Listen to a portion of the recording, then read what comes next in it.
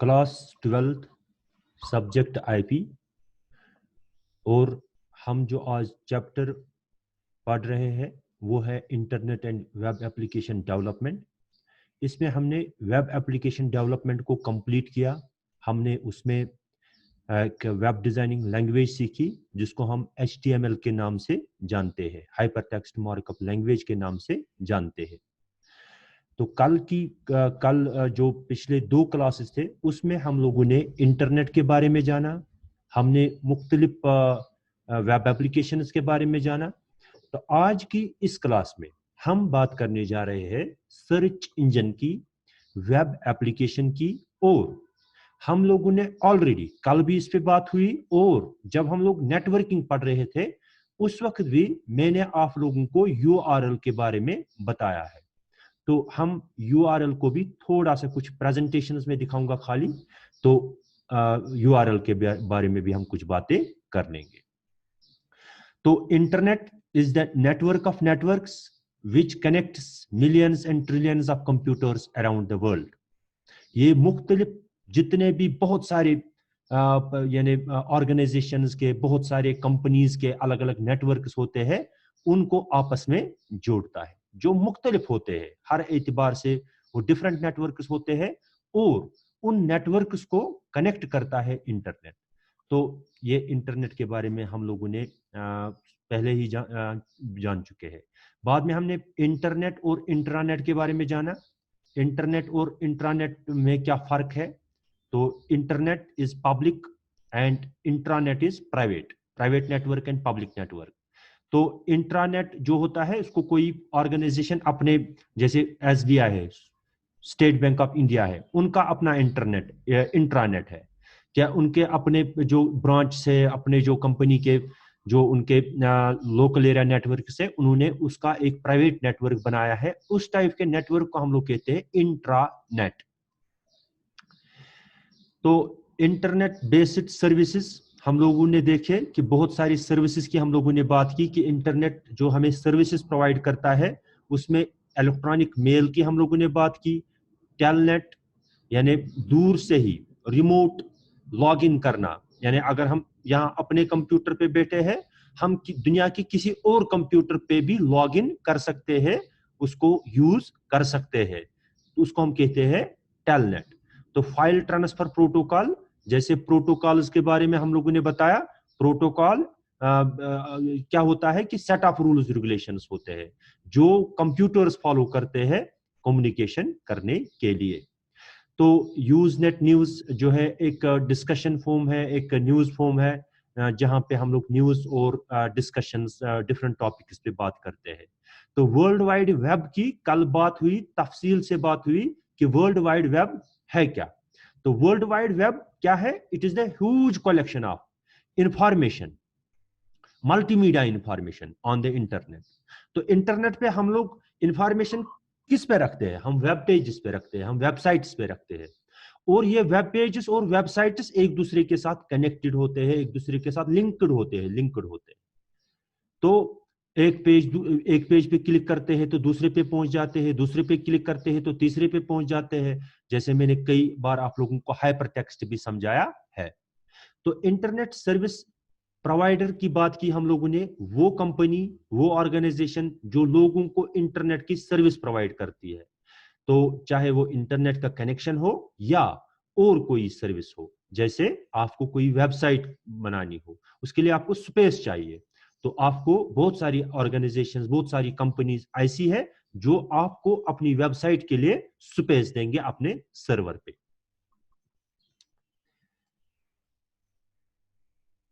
Internet service provider की बात हुई, WWW की बात हुई, तो वर्ल्ड वाइड वेब, तो ये एक जो हम इसको वेब भी कहते हैं, या W3 वेब। तो ये इसमें हम ये ह्यूज कलेक्शन ऑफ इंफॉर्मेशन है, मल्टीमीडिया इंफॉर्मेशन है, जो डिफरेंट वेब पेजेस पे होते हैं, और वो वेब पेजेस एक दूसरे के साथ लिंक्ड होते हैं। हम एक पेज पे क्लिक करते हैं तो दूसरे पे पहुंच जाते हैं, दूसरे पे क्लिक करते हैं तो तीसरे पे पहुंच जाते हैं, बिल्कुल उसी तरीके से जिस तरीके से आप लोगों ने पिछले दिनों हम लोगों ने HTML का इस्तेमाल किया जब हम लोगों ने एक वेब पेज बनाया, फिर दूसरा वेब पेज बनाया। बाद में जब हमने उन दो को एक दूसरे के साथ लिंक किया, तो हम एक वेब पेज पे क्लिक करते थे, हम दूसरे पे पहुंच जाते थे। वो हम लोगों ने वहां पे देख लिया। तो HTTP क्या है? It is hyper text transfer protocol. जो वर्ल्ड वाइड वेब है, कि हम लोग जानते हैं कि world wide web is the huge collection of multimedia information on the internet. और इंटरनेट पे वो इंफॉर्मेशन, वो मल्टीमीडिया इंफॉर्मेशन किस पे होती है? वेब पेजेस पे होती है, वेबसाइट्स पे होती है। जब हम एक वेब पेज पे क्लिक करते हैं तो हम दूसरे पे पहुंच जाते हैं, दूसरे पे क्लिक करते हैं तो तीसरे पे पहुंच जाते हैं। इस तरह से ये सारे के सारे वेब पेजेस एक दूसरे के साथ एक तरीके से दूसरी तरीके से लिंक्ड होते हैं। तो अब अगर हमें ऐसे हाइपर टेक्स्ट डॉक्यूमेंट्स को, हाइपर टेक्स्ट मैंने जब बताया कि लिंक्ड, जहां पे हम लिंक्स का इस्तेमाल करते हैं, एक पार्ट पे क्लिक करते हैं तो दूसरे पे पहुंच जाते हैं, एक पेज पे क्लिक करते हैं तो तीसरे पे पहुंच जाते हैं, तो दूसरे पे पहुंच जाते हैं, तो इसको हम हाइपर टेक्स्ट कहते हैं। वो प्रोटोकॉल जो इन हाइपर टेक्स्ट डॉक्यूमेंट्स को, जिनकी मदद से हम ट्रांसफर करते हैं एक कंप्यूटर से दूसरे कंप्यूटर में, तो हम उनको कहते हैं, हम उस प्रोटोकॉल को कहते हैं हाइपर टेक्स्ट ट्रांसफर प्रोटोकॉल।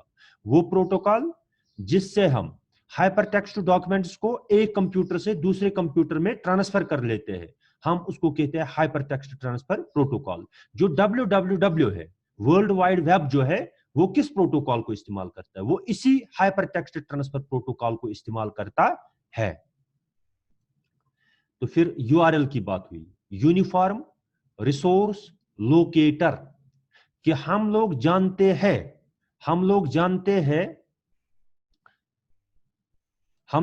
हैं कि हर किसी मशीन का, हर किसी कंप्यूटर का अपना एक फिजिकल एड्रेस होता है, जिसको हम मैक एड्रेस कहते हैं, मीडिया एक्सेस कंट्रोल एड्रेस कहते हैं। तो ये हर किसी मशीन को दुनिया में एक यूनिक आइडेंटिफिकेशन देता है। और जो आईपी एड्रेस होता है, ये फिजिकल एड्रेस होता है। MAC address is the physical address जो हर किसी कंप्यूटर को दुनिया में यूनिकली आइडेंटिफाई करता है। और दूसरा एड्रेस जो है, that is called IP address, जिसको हम इंटरनेट प्रोटोकॉल एड्रेस कहते हैं। ये कौन प्रोवाइड करता है? ये जो मैक एड्रेस है, ये कंप्यूटर बनाने वाली कंपनी, मॉडियम बनाने, नेटवर्क इंटरफेस बनाने वाली कंपनी प्रोवाइड करती है। लेकिन जो ये आईपी एड्रेस है, ये इंटरनेट सर्विस प्रोवाइडर, जिनकी हम अभी बात कर रहे थे कि इंटरनेट सर्विस प्रोवाइडर हम किसको कहते हैं, वो आप लोग जानते हैं कि जब भी हम किसी इंटरनेट सर्विस प्रोवाइडर से कनेक्शन मांगते हैं, वो हमें एक आईपी एड्रेस देता है। वो एक लॉजिकल एड्रेस होता है, वो कोई फिजिकल एड्रेस नहीं होता है। फिजिकल एड्रेस मैक एड्रेस होता है।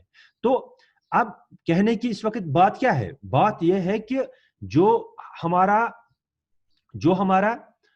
हमारी वेबसाइट है, जो हमारी क्या कहते हैं इसको, हमारा जो वेब पेज है, उसका एक आईपी एड्रेस होता है। लेकिन वो आईपी एड्रेस क्या होता है? न्यूमेरिक होता है। डेसिमल, 4 डेसिमल नंबर्स होते हैं, वो डॉट डॉट से वो सेपरेटेड होते हैं। जैसे 192.182.71.1, तो इसको हम कहते हैं डॉटेड डेसिमल नोटेशन।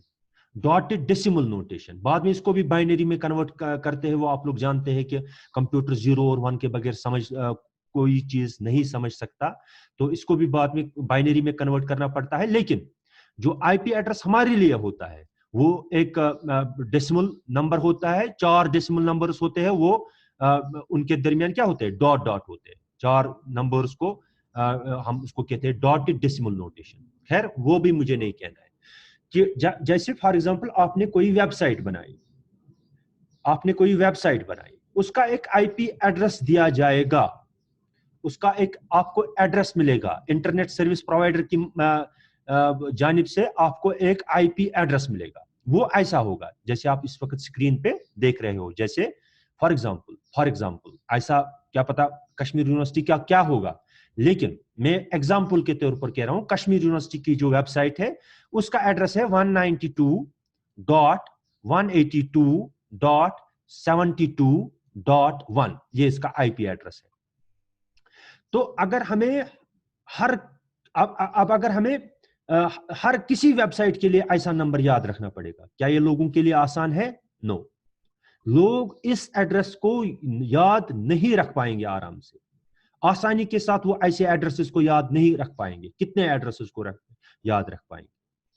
तो उसके बाद क्या किया गया, जैसे हम लोगों ने नेटवर्किंग में पढ़ा, डोमेन नेम सिस्टम और उसके बाद डोमेन नेम सिस्टम रेजोल्यूशन, तो लोगों के लिए एक आसानी कर दी गई। उनको क्या किया दिया गया, उनको एक हर किसी आईपी एड्रेस को एक यूआरएल मिलता है, यूनिफॉर्म रिसोर्स लोकेटर जिसको हम कहते हैं। वो एक सिंपल टेक्स्ट नेम होता है, यानी टेक्स्ट में होता है, वो कोई न्यूमेरिक फॉर्म में नहीं होता है, वो बिल्कुल टेक्स्ट फॉर्म में होता है और इंसान उसको आसानी के साथ याद रख सकते हैं। जैसे हम लोग आसानी के साथ याद रख पाते हैं kashmiruniversity.net या kashmiruniversity.edu, jkboss.co.in, jkkn.co.in, jkgad या desk. ऐसे jkeducation.edu.in।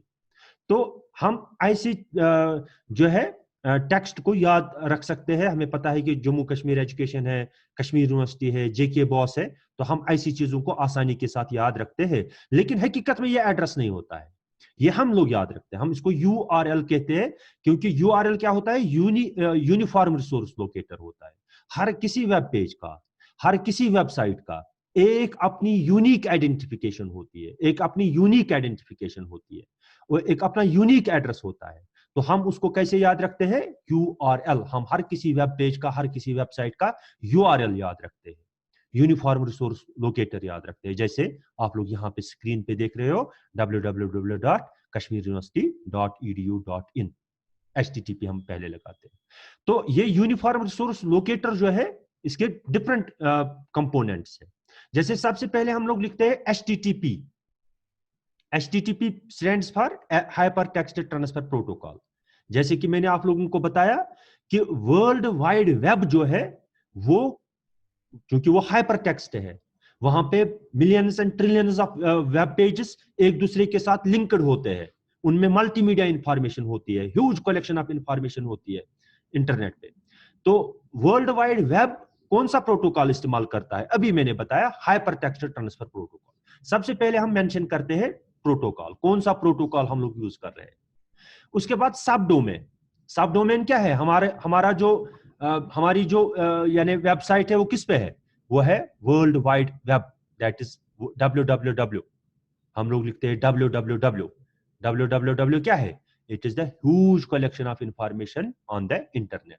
और इंटरनेट पे इंफॉर्मेशन किस में रहती है, वेब पेजेस और वेबसाइट्स पे रहती है, और वो वेब पेजेस एक दूसरे के साथ लिंक्ड होते हैं। तो सबसे पहले हम लोग लिखते हैं कि हमें कहां से इंफॉर्मेशन लेनी है, www, world wide web, world wide web. तो इसके बाद डोमेन नेम, जैसे कश्मीर यूनिवर्सिटी, जेके बॉस, ऐसे डेस्क, जेके एजुकेशन, इंडिया रिजल्ट्स, तो वो होता है डोमेन नेम, वो होता है डोमेन नेम। और उसके बाद top level domain, .com means commercial website, .org means non profit organisation, .edu means educational website, .mil means military website, .in means India, .pk means Pakistan, .us means USA। तो ये हम यानी टॉप लेवल डोमेन डालते हैं। इससे पता चलता है कि किस टाइप की वेबसाइट है, किस कंट्री की वेबसाइट है। तो इस पूरे को हम लोग कहते हैं this is uniform resource locator, uniform resource locator. तो क्यों होता है यूनिफॉर्म रिसोर्स लोकेटर, क्योंकि हम लोग आईपी एड्रेसेस को याद नहीं रख पाएंगे, लोग आईपी एड्रेसेस को आसानी के साथ याद नहीं रख पाएंगे।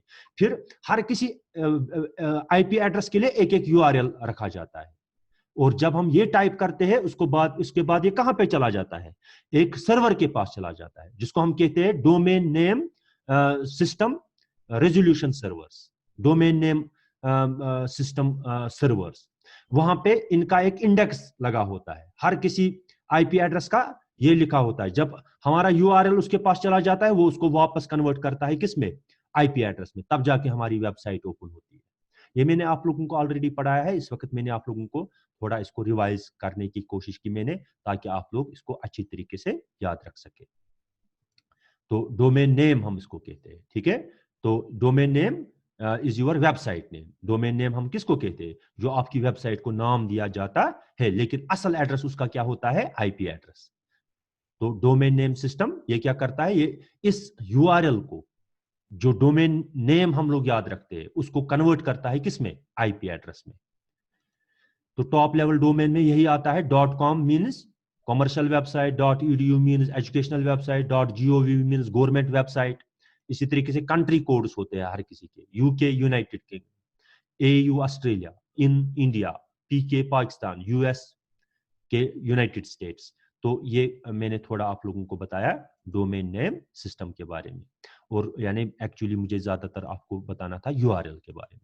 तो यूआरएल हम लोगों ने देख लिया, ये ऑलरेडी देखा था हम लोगों ने नेटवर्किंग के टाइम पे ही मैंने आप लोगों को बताया था, तो इस वक्त मैंने इसको थोड़ा रिवाइज किया। तो वेबसाइट क्या होती है, ये कल भी पढ़ा हम लोग ने, इस वक्त मैं खाली रिवाइज कर रहा हूं अभी। वेबसाइट हम लोग कहते हैं कि website is the collection of web page. Website is the collection of web page. जैसे हम एक वेबसाइट पे चले जाएंगे, किसी भी वेबसाइट पे चले जाएंगे, से फॉर एग्जांपल हम लोग यहाँ पे एक वेबसाइट ओपन करेंगे, हम लिखेंगे www.jkboss, क्योंकि आप लोग अभी ज्यादातर ये वेबसाइट इस्तेमाल करते हो, jkboss.co.in। तो हमारे सामने जेके बॉस की वेबसाइट आ जाएगी, और जब जेके बॉस की वेबसाइट आ जाएगी तो हम जब इसका यूआरएल हम लोगों ने टाइप किया, ये हम लोगों ने ऊपर यूआरएल टाइप कर दिया, तो यूआरएल टाइप करने के बाद जो है, यूआरएल टाइप करने के बाद हमारे पास जेके बॉस की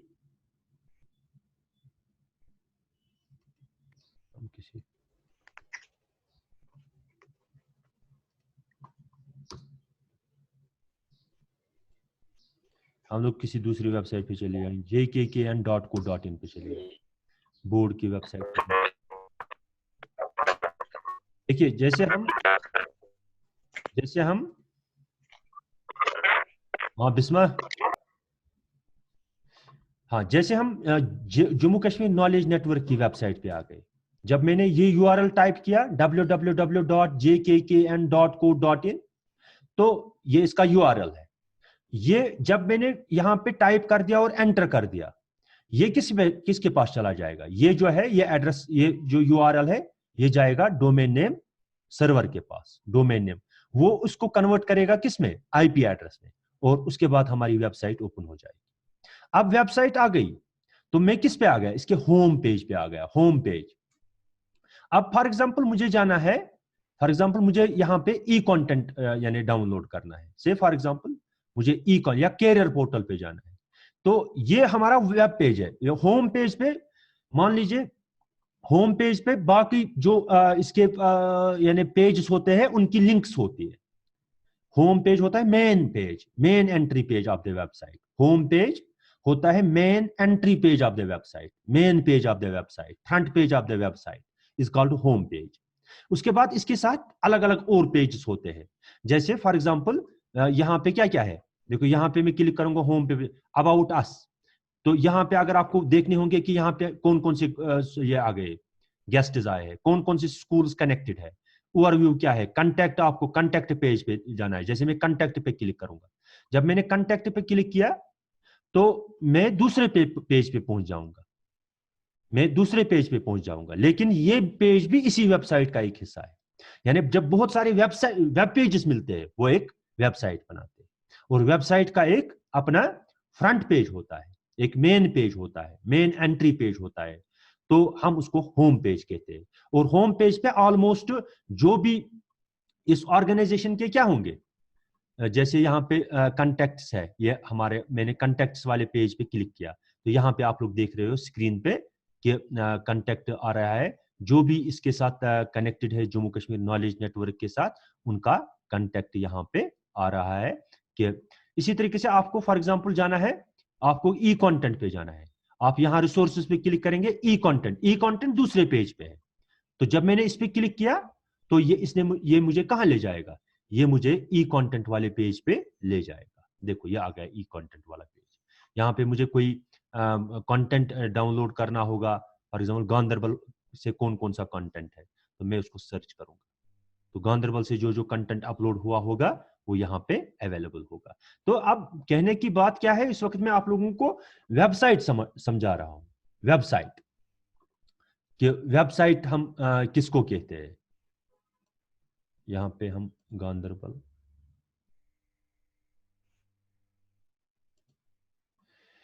तो इसके बाद हम इसके मुख्तलिफ, फॉर एग्जाम्पल जब आप जेके यानी अपनी यूनिवर्सिटी के वेबसाइट पे जाएंगे, वहां पे होगा सिलेबस, रिजल्ट्स, एग्जामिनेशंस। तो डेट शीट किसी और पेज पे होगा, रिजल्ट किसी और पेज पे होगा। इसी तरीके से अलग अलग पेजेस पे अलग अलग इंफॉर्मेशन होती है, और होम पेज पे उसकी लिंक्स होती है।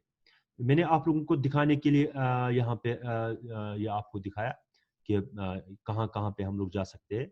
जैसे हमें देखनी होगी मॉनिटरिंग पोर्टल कश्मीर डिवीजन, हमने इस पे क्लिक कर दिया तो यहाँ से कौन सा हमारा दूसरा पेज ओपन हो जाएगा कि उस पे हमें दिखाएगा कि कश्मीर डिवीजन में कौन सा डिस्ट्रिक्ट ने क्या क्या काम किया है। खैर, ये मुझे बताना था थोड़ा आप लोगों को किसके बारे में, वेबसाइट के बारे में। तो आगे बढ़ेंगे।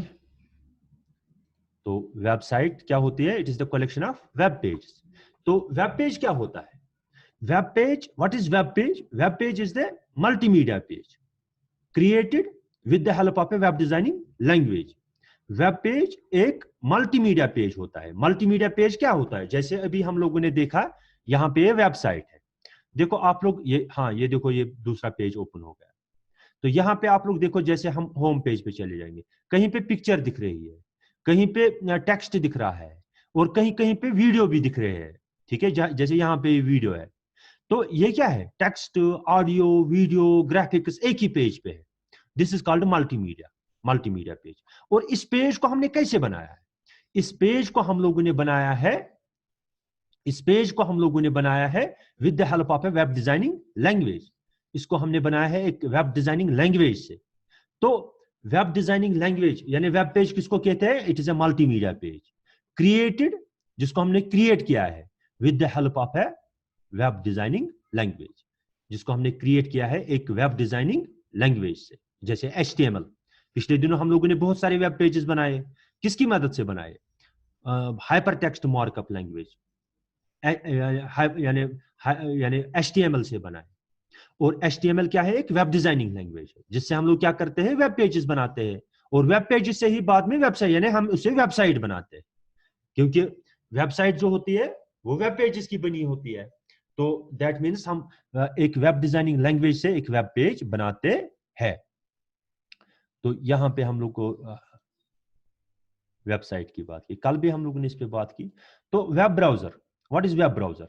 वेब ब्राउजर एक ऐसा सॉफ्टवेयर है जिसकी मदद से हम एक वेब पेज को, एक वेबसाइट को ओपन करते हैं, व्यू करते हैं। अगर हमें कोई वेब पेज देखना हो, अगर हमें कोई किसी वेब पेज को एक्सेस करना हो, उससे डेटा को डाउनलोड करना हो, कॉपी करना हो, या उस पेज को पढ़ना हो, या उसमें से जो टेक्स्ट, ऑडियो, वीडियो है उसको देखना हो, सुनना हो, तो हम लोग उसको देख सकते हैं with the help of a software, application software which is called web browser.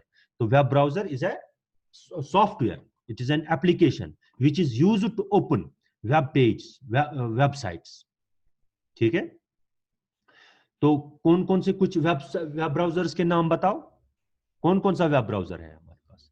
जैसे अभी हम लोग गूगल क्रोम का इस्तेमाल कर रहे हैं, दिस इज गूगल क्रोम, ये वेब ब्राउजर। दूसरा है फॉर इंटरनेट एक्सप्लोरर, जो हम यहाँ पे इस्तेमाल, यूसी ब्राउजर आप लोग इस्तेमाल करते होंगे, ओपेरा मिनी आप इस्तेमाल करते होंगे आप लोग। इसी तरीके से कितने सारे, फायरफॉक्स है, बाकी बहुत सारे, नेटस्केप नेविगेटर है, ऐसे ही कितने सारे वेब ब्राउजर्स है जिनका हम इस्तेमाल करते हैं वेब पेजेस, वेबसाइट्स को देखने के लिए। तो वेब ब्राउजर और software installed on your PC to access web, you need a web browser such as Netscape Navigator, Microsoft Internet Explorer, Mozilla Firefox। तो हमें ये चीजें चाहिए अगर हमें नेट से इंफॉर्मेशन देखनी हो। तो what is web server? Web server किसको कहते हैं? कि हमें, अगर आपने कोई वेबसाइट बना ली, ये मैंने कल पढ़ाया है, मैं इस वक्त खाली रिवाइज कर रहा हूं इसको। तो वेब सर्वर क्या होता है कि एक, अगर आपने कोई वेबसाइट बनाई, तो उसको किस पे डालना पड़ता है? एक कंप्यूटर पे डालना पड़ता है। अगर आपका अपना सॉफ्टवेयर होगा, अगर आपको अपना कंप्यूटर होगा जिसको आप इंटरनेट के साथ कनेक्ट करेंगे, उस पे डालेंगे तो लोग उसको एक्सेस कर सकते हैं। लेकिन अगर आपके पास उस तरह की फैसिलिटी नहीं है, आपका अपना सर्वर नहीं है, तो आप किसी इंटरनेट सर्विस प्रोवाइडर से स्पेस लेते हैं उस वेबसाइट के लिए। बाद में वो अपने उस कंप्यूटर पे अपने जो इंटरनेट के साथ कनेक्टेड होता है, तो जब भी कोई आपकी वेबसाइट का एड्रेस टाइप करेगा, ये वेब सर्वर उस वेबसाइट को ओपन करके देगा, उसको वो देख सकता है, उसको वहां से डेटा डाउनलोड कर सकता है। तो website, every website sits on a computer known as web server. हर कोई वेबसाइट एक कंप्यूटर पे बैठती है। ये जो कश्मीर यूनिवर्सिटी की वेबसाइट है, ये जो जेके बॉस की वेबसाइट है, ये किसी ना किसी कंप्यूटर पे होते हैं। बाद में हम उसी कंप्यूटर का क्या करते हैं, आईपी एड्रेस टाइप करते हैं, तो हमें वो वाली वेबसाइट अपने कंप्यूटर पे ओपन हो जाती है। तो अब हम बात करेंगे सर्च इंजन की। क्या होता है सर्च इंजन? देखिए, सर्च इंजन क्या होता है, हम लोग जानते हैं कि इंटरनेट पे millions and trillions of web pages हैं। अब इस huge collection of web pages में से, ये जो huge collection of information available है इंटरनेट पे, इसमें से किसी पर्टिकुलर टॉपिक को ढूंढना कि वो किस वेबसाइट पे है, किस वेब पेज पे है, ये एक कठिन काम है।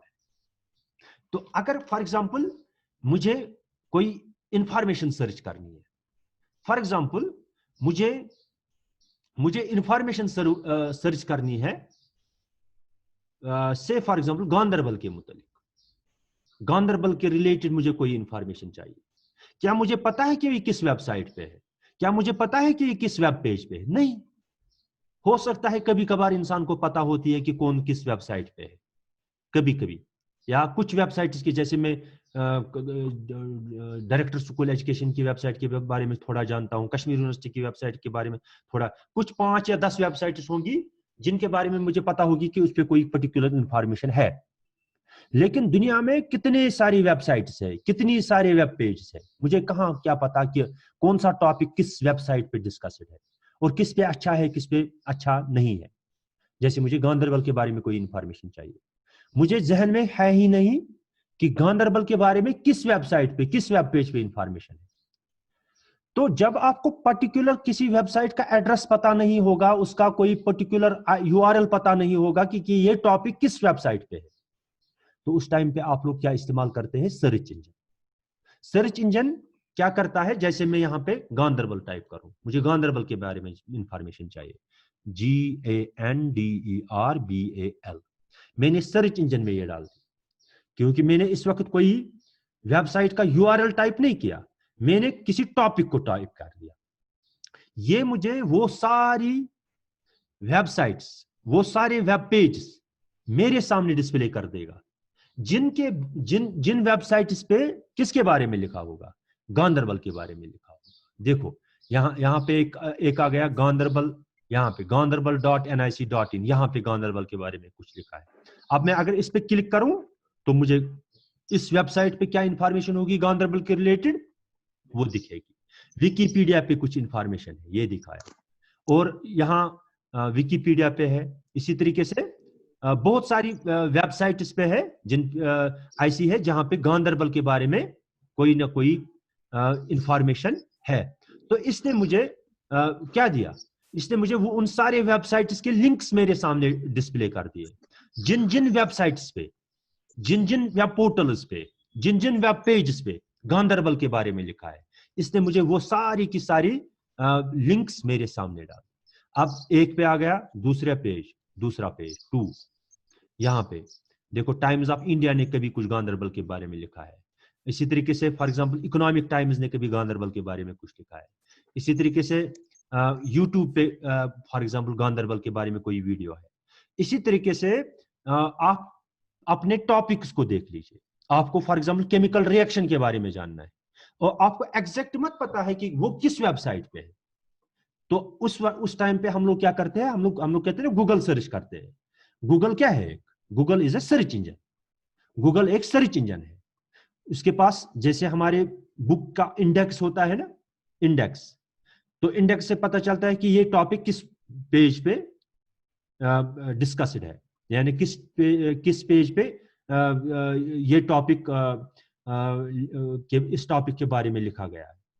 तो हम इंडेक्स का इस्तेमाल करते हैं। एक बड़ी बुक होगी हमारे पास, उसमें बहुत ज्यादा इंफॉर्मेशन होगी, और उसमें बुक में से हमें किसी पर्टिकुलर टॉपिक के बारे में देखना है कि किस पेज पे।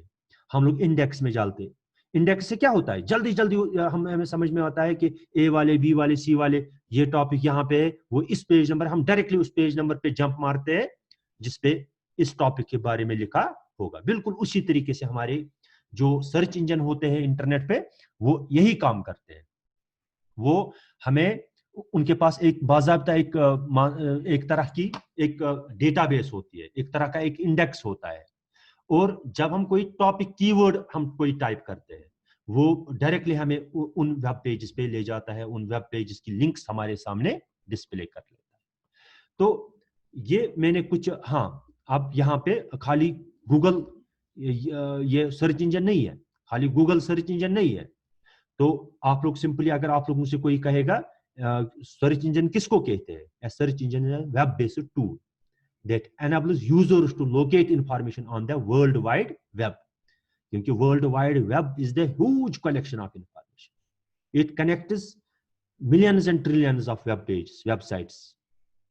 तो उसमें से कोई पर्टिकुलर टॉपिक सर्च कर लेना, उसके लिए हम लोग इस्तेमाल करते हैं एक web based tool that is called search engine. ठीक है, जैसे गूगल है, याहू है, एमएसएन है, वेब क्रूलर है, कितने सारे ऐसे सर्च इंजन्स है जिनको हम इस्तेमाल करते हैं कोई पर्टिकुलर टॉपिक सर्च करने के लिए। कहां से? इंटरनेट से। तो इसमें ऐसा ही कुछ होता है, रोबोट्स होते हैं, बोट्स होते हैं, स्पाइडर्स होते हैं, जो ट्रैवल करते हैं एक लिंक से दूसरे लिंक, दूसरे लिंक से तीसरे लिंक, और हमें इंफॉर्मेशन कलेक्ट कर डिस्प्ले करके देते हैं, या जिस किसी वेबसाइट पे, जिस किसी वेब पेज पे वो टॉपिक होता है, उसकी लिंक हमारे सामने वो डिस्प्ले कर लेते हैं। तो a program that searches for and identifies items in a database that correspond to the keywords or characters specified by the user. Use it especially for finding particular sites on the World Wide Web. This is what search engine. तो web application क्या होती है?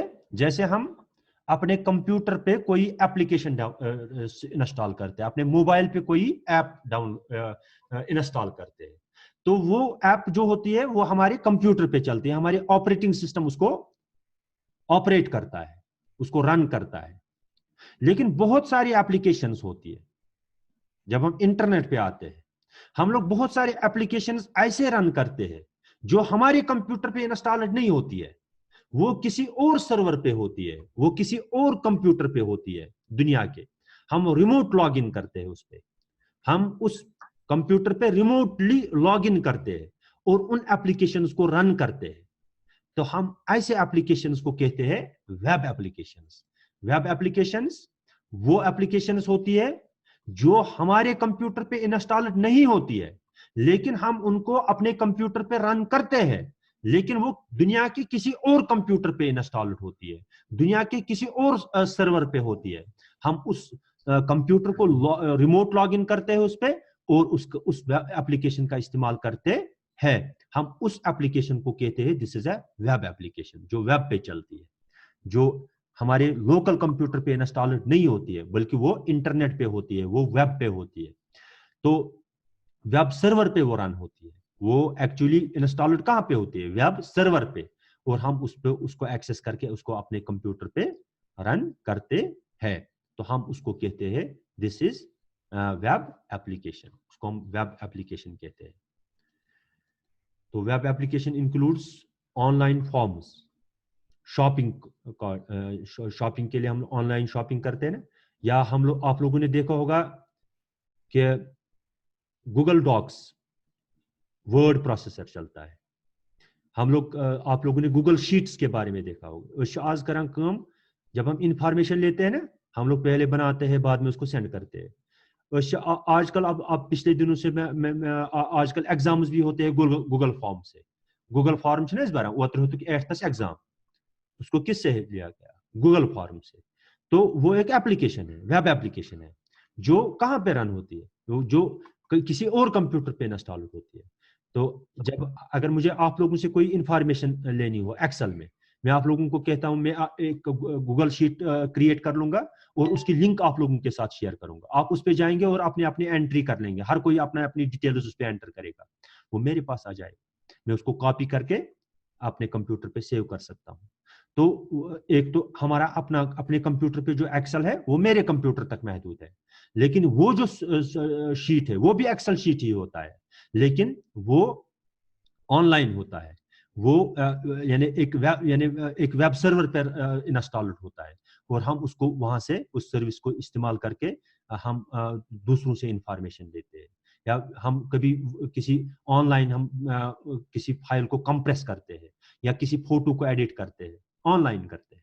ठीक है, वो हमारे computer पे वो सॉफ्टवेयर इंस्टॉलर नहीं होता है, बल्कि हम लोग किसी और सर्वर से उसको कंप्रेस करके लाते हैं।